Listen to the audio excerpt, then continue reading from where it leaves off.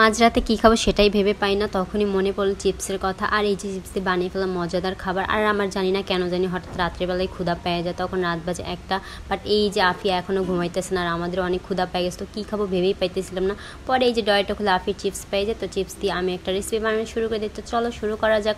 এই যে কুরকুরে চিপসগুলো আর ছিল পোপার্স, তো এটা আমি দেখছিলাম এটা আসলে ভাইরাল পাস্তা, তো আমি দেখছিলাম যে চিপস দিয়ে পাস্তা রান্না করে, তো আমিও আজকে ট্রাই করবো, দেখি কেমন হয়। আমি আগে কখনো ট্রাই করি নাই। পাস্তাটা নাকি আসলে অনেক মজা হয়, তো চলো আজকে আমরাও বানিয়ে দেখি যে আসলে এটা কি মজা হয় নাকি শুধুই মানুষ হাওয়া ভিডিও করে ভাইরাল হওয়ার জন্য।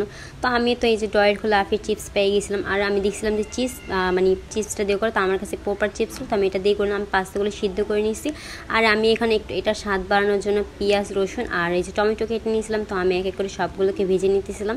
তো আমি ভালোভাবে ভেজে নেওয়ার পর এবার আমি ডিমটাকে অ্যাড করে দিব। আসলে আমি ডিম দেখি নেই যে তারা ডিম দিছে, বাট আমি এবার একটু ডিম দিয়ে দেখি যে কেমন হয়। আর সর্বশেষ আমি এই যে পোপার্স যে চিপসটা ছিল এটা আফিয়ার চিপস, তো ওটা আমি দিয়ে নিলাম। আর এই যে আমি এটা এখানে একটু পানি দিয়ে নিয়েছি এটাকে গলানোর জন্য, দেখি এটা গলে কিনা পুরোপুরিভাবে। এই যে পুরো একেবারে চিজের মতো গলে গেছে। তো আমি এটার সাথে আরেকটু বাড়ানোর জন্য এখানে আমি সয়া সস আর ম্যাগি মশলা আর টমেটো সস সব কিছু একসাথে দিয়ে নিতেছিলাম। ভাই এটা দেখে আমার এত ভালো লাগতেছিল, পুরাই তো খেতে ইচ্ছে করতেছিল। কি সুন্দর চিজের মতো পুরাই একদম গলে গেছে, আর এটা অনেক দেখতে সুন্দর হয়েছে, কালারটা অনেক সুন্দর হয়েছে।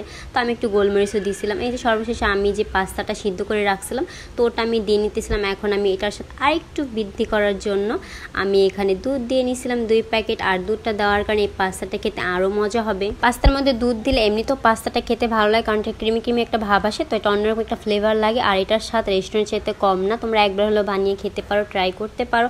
আমি সত্য বলতেছি কিনা মিথ্যা, এটা এত মজা হয়েছে কি বলবো। যে এটা দেখে আফির বাবা বলতেছে যে উনি নাকি একাই সব খেয়ে ফেলতে পারবে। আমি বললাম না বাবা থাক, তোমার একা সব খেতে হবে না, কারণ আমরাও তো আসি, আমাদের তো অনেক ক্ষুধা পাইছে, তো আমাদেরকেও নাকি খেতে হবে। আর এই যে যার চিপস দিয়ে আমি এটা করছি সেও বসে পড়ছে, বলতেছে আমার চিপ দিয়ে করছো আর আমাকে দিবা না, তা কি হয়?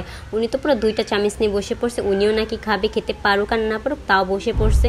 ওনার চিপ দিয়ে করছে, কি আর করবো, রাত্রেবেলা দোকানে তো যেতে পারিনি, যার কারণে ওনার চিপস দিয়েই করা। আমরা পাস্তাটা খেতে থাকি আর তোমরা দেখতে থাকো। তো কার কার লোভ লাগছে অবশ্যই জানিও।